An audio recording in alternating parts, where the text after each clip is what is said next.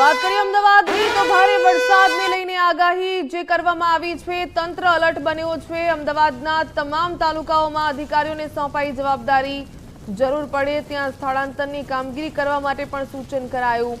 વરસાદમાં એક પણ જાનહાનિ ન થાય તે માટે તંત્ર એલર્ટ બન્યો છે। તમામ અધિકારીઓને સ્ટેન્ડ બાય રાખવામાં આવ્યા છે। अलग अलग तालुकाओं अधिकारीओं ने जवाबदारी सौंपवामां आवी छे। भारे वरसादनी आगाहीने पगले अमदावादमां तंत्र अलर्ट बन्युं। सर, अमदावाद जिल्लामां अने शहेरमां केवा प्रकारनी तंत्रनी तैयारी छे? બે દિવસ માટે અમદાવાદ જિલ્લામાં રેડ એલર્ટ જાહેર કરવામાં આવ્યું હતું હવામાન વિભાગ દ્વારા 31 જુલાઈ અને 1 ઓગસ્ટ માટે। સદનસીબે આજે અત્યાર સુધી કોઈ બારિશ નથી થઈ, લેકિન એનાથી આપણે રિલેક્સ નથી થવાનું, કારણ કે કોઈ પણ વખતે વધારે વરસાદ પડી શકે છે। તંત્રની આખી તૈયારી છે। કાલે બધા ડિપાર્ટમેન્ટ્સ સાથે મારી રિવ્યૂ મિટિંગ થઈ હતી અને એના પછી એક્સ્ટ્રા પ્રિકોશનના લીધે બધી તાલુકાઓમાં એક ક્લાસ 1 સિનિયર ઓફિસરની નિમણૂક કરવામાં આવી છે। આ બધા સિનિયર ઓફિસર્સ કાલે સાંજે પોતપોતાની તાલુકામાં પહોંચી ગયા હતા અને ફરીથી એક અમારા તરફથી જે ઇન્સ્ટ્રક્શન્સ આપવામાં આવ્યા હતા એના પછી શું તૈયારી થઈ છે એના માટે ફરીથી એક રિવ્યૂ મિટિંગ લીધી હતી। આજે દરેક તાલુકામાં એક ક્લાસ 1 સિનિયર ઓફિસર, પછી તાલુકાના ટીડીઓ, તાલુકાના મામલતદાર, ત્યાંના DYSP, PI, chief officer, THO બધા લોકો ફિલ્ડ ઉપર છે અને કોઈ પણ પરિસ્થિતિ ઊભી થાય એના માટે એકદમ તૈયાર છે। સર, ગ્રામ્ય વિસ્તારની વાત કરવામાં આવે તો અત્યારે જે પણ મહિલાઓ જે ગર્ભવતી હતી તે લોકોને પ્રિકોશનના ભાગ રૂપે દાખલ કરવામાં આવ્યા છે હોસ્પિટલમાં, તેના વિશે શું કહેશો? આ એક રેગ્યુલર પ્રોસિજર હોય છે। જ્યારે પણ પ્રી મોન્સૂનની તૈયારી કરવામાં આવે છે ત્યારે અમે લોકો એક લિસ્ટ કાઢીએ છીએ કે આવતા 2 મહિનામાં કેટલી મધર્સ છે તેમની ડિલિવરી થઈ શકે છે। હેલ્થ ડિપાર્ટમેન્ટનું ટેકો સિસ્ટમ હોય છે। ટેકો સિસ્ટમ ઉપર દરેક મહિલાની એક નોંધણી હોય છે, તો એનાથી અમારી પાસે દરેક ગામની એક લિસ્ટ મળી જાય છે કે આ ગામમાં આ સગર્ભા માતાની ડિલિવરી આવતા 1-2 મહિનામાં થઈ શકે છે। તો જ્યારે તંત્રને લાગે કે આ ગામમાં પાણી ભરાવાની શક્યતા રહે છે કે આ ગામમાંથી લોકોને શિફ્ટિંગ કરવાની જરૂરિયાત ઊભી થઈ શકે છે, તો ત્યારે અમે લોકો આ સગર્ભા માતાની એક એક્સ્ટ્રા તૈયારી એના માટે અમે રાખીએ છીએ।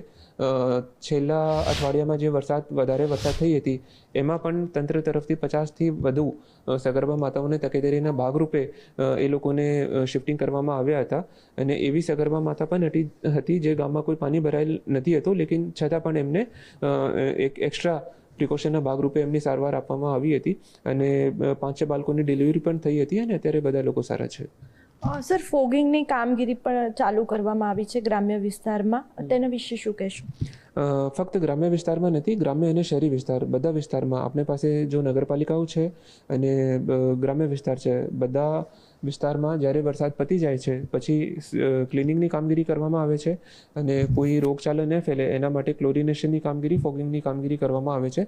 તો અત્યારે બધી જગ્યા ઉપર, નગરપાલિકા વિસ્તાર હોય કે ગ્રામ્ય વિસ્તાર હોય, બધી જગ્યા ઉપર આ કામગીરી ચાલુ છે। સર, ગ્રામ્ય વિસ્તારની વાત કરવામાં આવે તો કેટલાક એવા વિસ્તારો હોય છે, કેટલાક એવા નાના નાના ગામડાઓ હોય છે કે જે સંપર્ક વિહોણા બનતા હોય છે।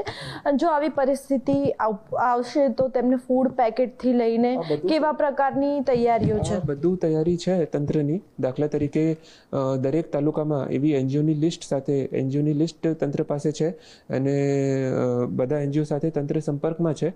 કોઈ પણ એવી પરિસ્થિતિ ઊભી થાય કે તંત્રને વધારાને ફૂડ પેકેટ્સની જરૂરિયાત ઊભી થાય તો તે તાલુકાના જો ઇન્ડસ્ટ્રી હોય છે, એનજીઓ હોય છે, સોશિયલ ઓર્ગેનાઇઝેશન્સ હોય છે, આ બધા સાથે તંત્ર સંપર્કમાં છે અને તરત જ ફૂડ પેકેટ્સની વ્યવસ્થા કરીને લોકોને પહોંચાડી શકે છે। સર, અહીંયા કંટ્રોલ રૂમ પણ બનાવવામાં આવ્યો છે કલેક્ટર કચેરી ખાતે, ત્યાં કેવી રીતનું મોનિટરિંગ કરવામાં આવશે? ફક્ત કલેક્ટર કચેરી નહીં પણ જિલ્લા કલેક્ટર કચેરીમાં ડિસ્ટ્રિક્ટ ઇમરજન્સી ઓપરેશન સેન્ટર હોય છે, પછી દરેક તાલુકા કચેરીમાં મામલતદાર કચેરીમાં આપનો એક કંટ્રોલ રૂમ કાર્યરત હોય છે અને પછી પોલીસ કચેરીમાં પણ કંટ્રોલ રૂમ કાર્યરત હોય છે। તો દાખલા તરીકે હું ડિસ્ટ્રિક્ટની કંટ્રોલ રૂમની વાત કરું તો એક તો બધું કઈ જગ્યા ઉપર વરસાદ પડી રહી છે દર 2 કલાકમાં એમનો આંકડો લેવામાં આવે છે। તો દાખલા તરીકે મારી પાસે દર 2 કલાકના આંકડા હોય છે કે છેલ્લા 2 કલાકમાં કઈ તાલુકામાં કેટલા ઇંચ કે કેટલા એમએમની વરસાદ થઈ હતી, પછી કઈ તાલુકામાં શિફ્ટિંગની જરૂરિયાત ઊભી થઈ છે। તો આ બધું ડિઝાસ્ટર રિલેટેડ બધું ડેટા કંટ્રોલ રૂમથી દર 2 કલાકમાં મોનિટર કરવામાં આવે છે અને સ્ટેટ ઇમરજન્સી ઓપરેશન સેન્ટર સાથે શેર કરવામાં આવે છે। અને આ જો ડેટા છે આ એવી જ રીતે તાલુકાનો જો મામલતદાર કચેરીમાં સેન્ટર હોય છે એમાંથી પણ કલેક્ટ કરવામાં આવે છે। સર, છેલ્લો સવાલ, વધુ વરસાદ આવશે તો લોકોને શું અપીલ કરશો? લોકોને જેવી રીતે કાલે અપીલ કરી હતી, વધુ વરસાદ આવે તો તકેદારીના ભાગરૂપે અને જ્યાં સુધી ઇમરજન્સી ન હોય ત્યાં સુધી ઘરમાંથી ન નીકળે તો વધારે સારું રહેશે।